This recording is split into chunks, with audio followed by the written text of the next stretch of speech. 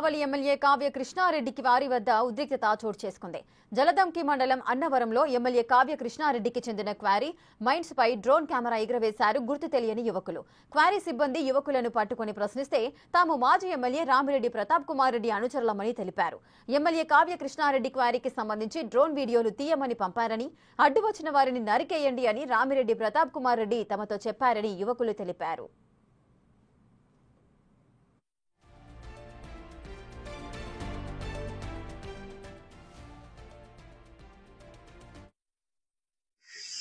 నేను రామిరెడ్డి ప్రతాప్ కుమార్ రెడ్డి గారి దగ్గర సోషల్ మీడియాలో పనిచేస్తున్నాను. నన్ను రామిరెడ్డి ప్రతాప్ కుమార్ రెడ్డి గారు ఫోన్ చేసి అన్నవరం క్వారీకి వెళ్ళి డ్రోన్తో విజువల్స్ తీసుకొని రమ్మని చెప్పి నాతో పాటు శ్రావణ్ని అన్నవరం విలేజ్ శ్రావణ్ని పంపించాడు. అదే టైంలో డ్రోన్కి సంబంధించినటువంటి వ్యక్తి వినోద్ని తీసుకొని మేము ఇద్దరం వచ్చాము. డ్రోన్తో విజువల్స్ అన్నీ తీసాము. ఈ డ్రోన్ విజువల్స్ తీసే టైంలో ఎవరైనా కానీ మీకు అడ్డొస్తే కొట్టండి, కత్తులతోనే నరకండి అని అన్నారు. అది నాకు తీసుకొని వచ్చేసాను. మాజీ ఎమ్మెల్యే ప్రతాప్ కుమార్ రెడ్డి తనను హత్య చేసేందుకు రౌడీ షీటర్స్ ను పంపారని ఎమ్మెల్యే కావ్య కృష్ణారెడ్డి ఆరోపించారు. రాజకీయంగా ఎదుర్కోలేకే తనపై కుట్ర చేస్తున్న కావ్య కృష్ణారెడ్డితో మా ప్రతినిధి నరసింహ ఫేస్ టు ఫేస్.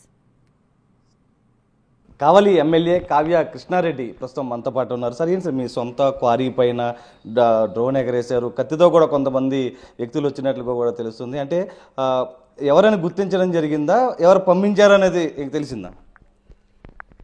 నేను కావలికి కొత్తగా రాజకీయాల్లోకి వచ్చాను. 2024లో ఎమ్మెల్యేగా మా చంద్రబాబు గారి దయ వల్ల యువ నాయకుడైన లోకేష్ గారి దయ వల్ల నేను ఎమ్మెల్యే అయ్యాను.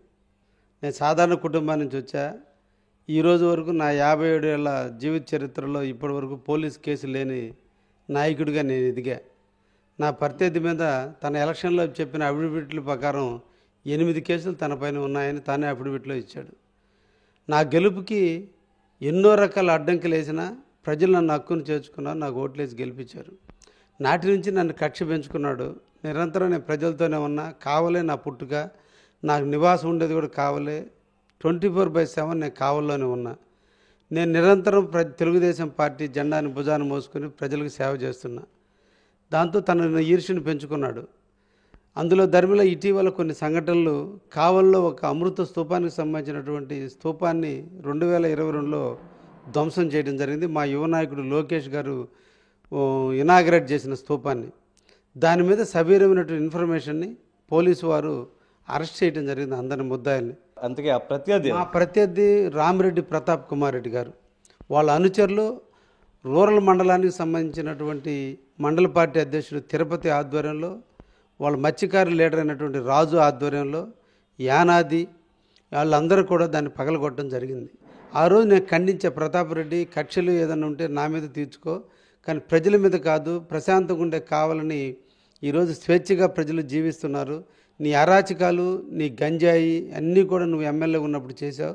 ఈరోజు ప్రజాస్వామ్యబద్ధంగా జరుగుతుంది. ఏదన్నా ఉంటే నీకేదైనా బాధ అనిపిస్తే నన్ను చూడమని చెప్పాను తప్ప ప్రజలు ఉండమన్నా. ఆ రోజు ఇంకా విచ్చలవిడైపోయి నన్ను అంతమొందించాలని ఈరోజు మంగళవారం నేను ఏకాదశి రోజున ఈరోజు నేను తోటలోకి వస్తాను, క్రషర్ దగ్గరకు వస్తాను. మా స్టాఫ్కి 3 రోజుల నాటి చెప్పా. 3 రోజుల కిందటే నేను మా టెంకాయ చెట్ల తోపు పొలానికి వెళ్ళారు. ఈ రోజున నేను మంగళవారం కాబట్టి పబ్లిక్ పెద్ద గ్రీవెన్స్ ఉండదు, అందుకని నేను తోటకు వస్తానని చెప్పున్నా. దానికని అతను తెలుసుకొని రిక్కి నిర్వహించాల ఆలోచన, నన్ను అంతమందించాలన్న ఆలోచన తెలియదు. కానీ నాకు తోట ఉంది, క్వారీ ఉంది, క్రషర్ ఉంది. ఎక్కడ ఉంటానో తెలుసుకునేందుకు ఎతకడం కష్టం కాబట్టి డ్రోన్ కెమెరా ద్వారా ఎక్కడ ఉన్నానో స్పాట్ తెలుసుకుని అక్కడికి అంతమందించాలనే ఉద్దేశంతో కారులో ఒక 5-6 మంది వచ్చారు. ఇది ఏదైతే క్వారీకి సంబంధించి అన్ని అనుమతులు ఉన్నాయి, కావాలంటే మీరు ఎటువంటిది కావాలన్నా కూడా సమాచారం ఇస్తామంటూ కూడా కావ్య కృష్ణారెడ్డి అయితే చెప్తూ ఉన్నారు. వీడియో పర్సన్ విశ్వనాథ్తో నరసింహ, బిగ్ టీవీ, విజయవాడ.